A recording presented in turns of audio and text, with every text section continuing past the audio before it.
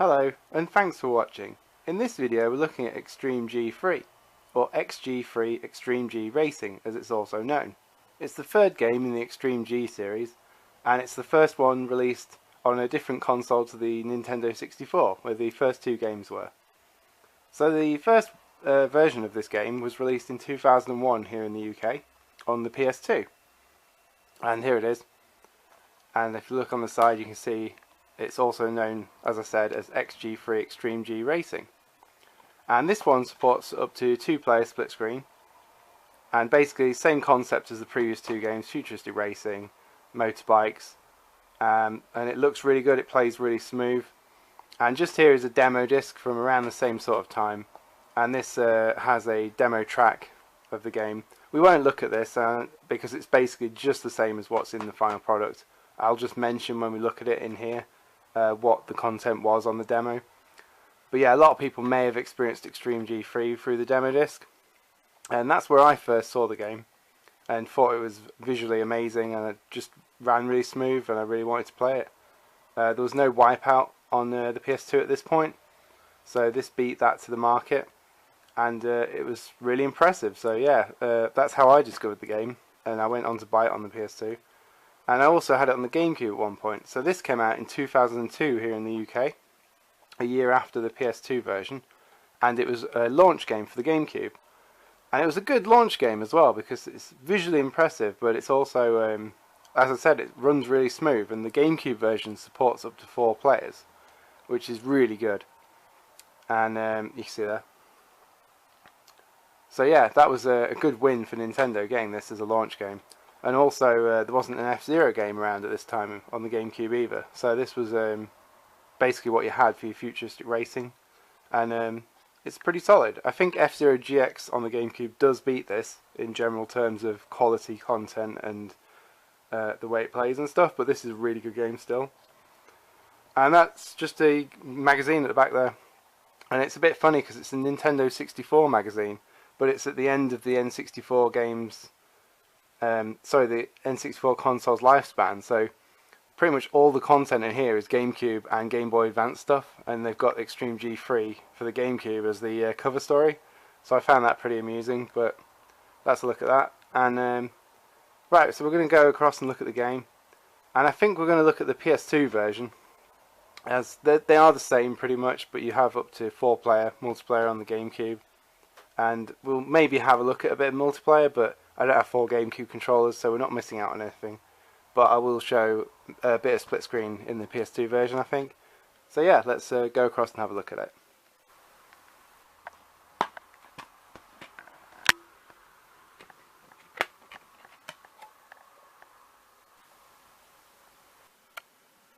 Alright, so here we go.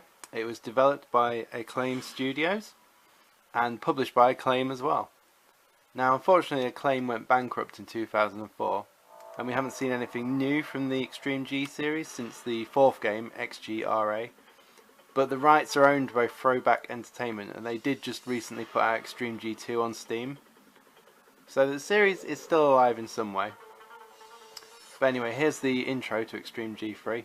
Little cutscene giving you an idea of what the game's about. And you can see there we've got riders again, like we did in Extreme G2. In the original Extreme G, if you didn't know, there were no riders. The bikes were automated, or it was a virtual environment type thing.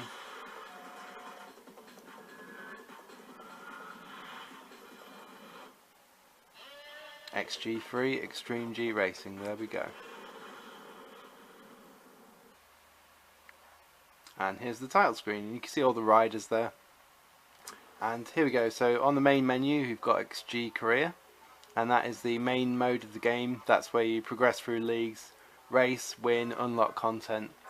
XG Team Career, you can play the career mode with 2 players. Load data, that's basic, you know what that's all about. Versus game, so you can play the game split screen. We'll have a look at that at the end of the video. And your basic options here, controller options, audio options, all that sort of stuff. But let's go straight into the career mode here. And the way this game works is, in the career mode you can pick to play your league, or you can play arcade mode if you just want a quick go at the game. So here we go, going here. I'll just pan through the teams and you can have a look. and each team has 2 riders to choose from, and I think we'll be Terra Nova. I like their colour scheme. So here you go, you can choose your rider, and we'll be Sven, the Swedish guy, because why not?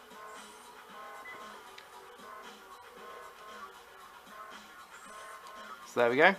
So once you've picked your team and your rider, you can see your basic, here we go, we've got basic league, arcade mode, save options, time trial mode there. XG Mall, this is basically once you win races and stuff, you earn money and you can buy upgrades to the bikes, which you can see there, an engine upgrade and weapons. And I'll go through the weapons again in a moment when we get into a race. So let's just go straight into it, into league mode, and you can see the first one open there, Lithium, and there are 3 tracks, and basically these ones are locked. You beat these obviously and you unlock the next ones and progress like that. So we'll go straight into it. Get a little map of the track there on the loading screen. And yeah, so I mentioned in the intro the game came out in 2001. It beat Wipeout Fusion to the PS2, so it was the first game of this type really to showcase on the console. And a year later it was a launch game on the GameCube. Again beating F-Zero, the primarily well-known Nintendo futuristic racing game, to the market, so that was cool. You can see this little track intro here. You can skip this at any point, but I just wanted to show you it really. But yeah, we'll skip it and get into it. So here you go. And I like that, the way it says XG3 and then the 3 becomes part of the countdown. That's quite cool. So here we go, futuristic racing game on motorbikes. 2 views. You can have the exterior view like this or the interior view like this. Both are quite cool. I'm used to playing on the exterior view though, so we'll stick with that for now. But yeah, it runs extremely smooth, feels great, very responsive controls. Visually quite cool, still looks good today. And yeah, so we've got your position in the top left there, your timer in the top right, and the bottom right there is a shield meter. But you can also, if I press the button, you can see I'm going faster now. You have a boost, but that will use your shield energy.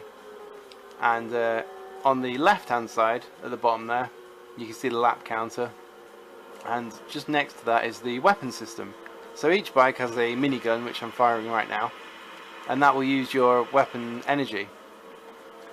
And as we come around the end of this lap, I'll be able to show you, but you have 2 strips on the track. One's green, which recharges your shield and your boost, and one's purple, which recharges your weapons.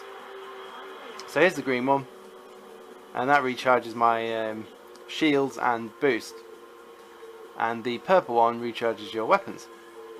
And as we progress through the game and buy weapons and unlock them, you can switch between the weapons on the bottom left there, but right now we just have the minigun. So for this race it's pretty much boost to win. So boost, don't hit the sides, don't get hit by weapons, and we'll hopefully win the race.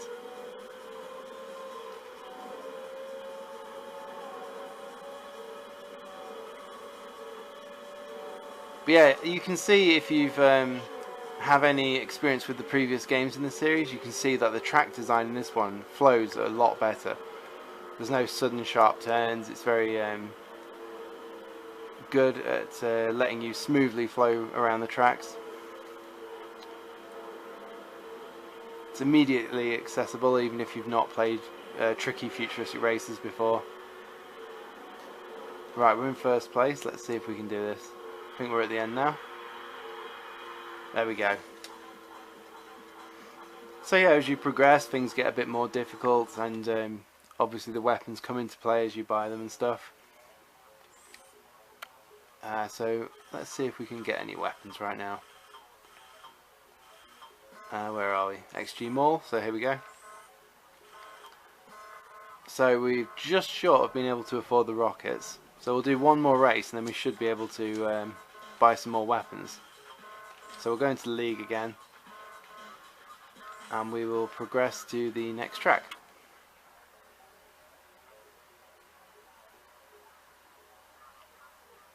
So yeah, this is the first Extreme G to be on the next generation, as the previous 2 were on the Nintendo 64. And graphically, it really does impress. It still looks really good today actually. It's pretty good. This is in single player. In 2-player, the graphics take a slight hit, but it still plays pretty well, looks good. And obviously on the GameCube version, it has up to 4 players. And again, as far as I know, I think I played it 3-player at one point, and it ran okay. So yeah, we're looking at the PS2 version today, so we'll have a look at 2-player split screen at some point. I'll at least show what it looks like. I don't have anyone with me right now to actually have any proper gameplay of split screen, but we will have a look at how it generally looks on this version of the game. So here you go, next track, and you can see it immediately looks a bit different to the previous one, so that's quite cool.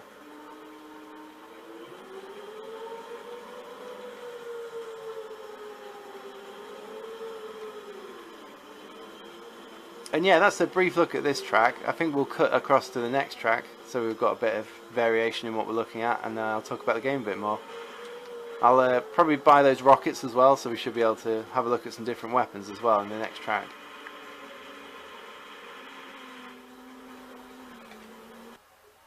Okay, so we're loading up the next track here, and I've bought the rockets, and we're going to have a look at those in action. Here's the intro again, we'll just skip that straight through.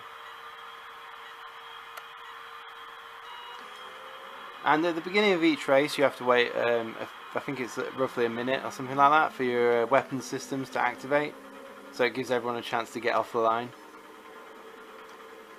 And the general feeling of this game is that it definitely feels smoother. It plays very well. There's not a huge amount to criticise. I'd maybe say the tracks, because they're quite long, the races do feel a bit longer than in previous games and in Wipeout and F-Zero, you know, similar games to this. It doesn't have as much of an instant arcadey feel to it, and there can be quite long moments of time where you're not doing a lot, you're just racing along and it doesn't feel like you're getting anywhere. But that doesn't distract from the game being quite impressive and still fun to play. If you struggle, there are cheats online to unlock stuff.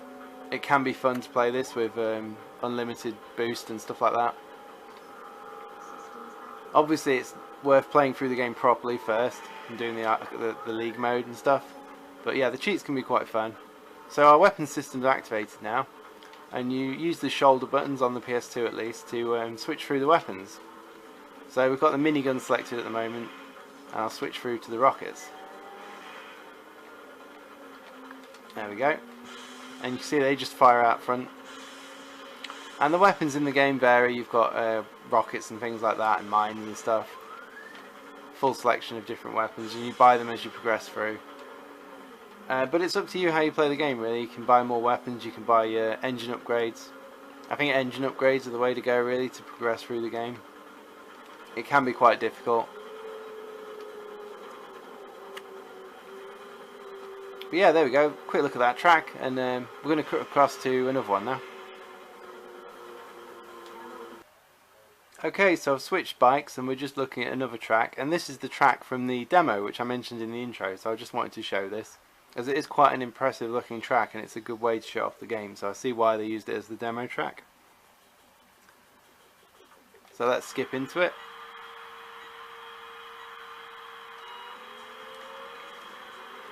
Here we go.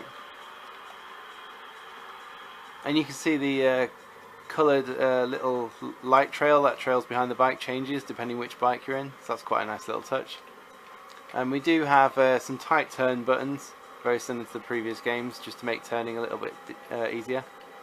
And there's also a look behind button, so if you're firing off some mines you can look right behind you and line them up with the other riders and stuff like that. So that's quite cool. And yeah, the game is visually impressive. When it came out, it scored, you know, in the 8 out of 10 range with reviewers and such. It's quite a well received game, especially on the GameCube as a launch game. Quite impressive to have that on there. And I've played both versions and they both play very well.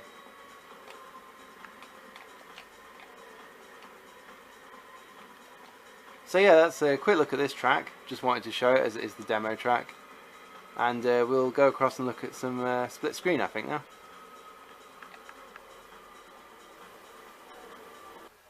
Okay, so I'm just loading up another track here and we're looking at split screen multiplayer.